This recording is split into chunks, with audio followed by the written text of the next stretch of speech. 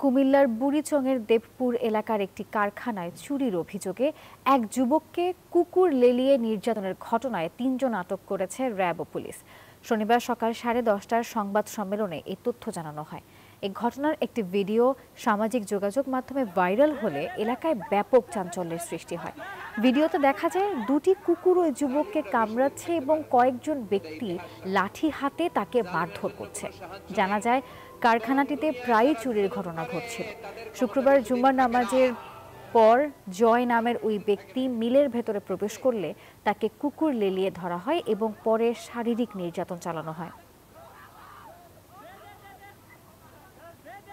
আসামিরা পৈশাচিকভাবে বিদেশি কুকুরের মাধ্যমে লেলিয়ে দেয় এবং কামড়ে ভিকটিমকে নির্যাতন করে।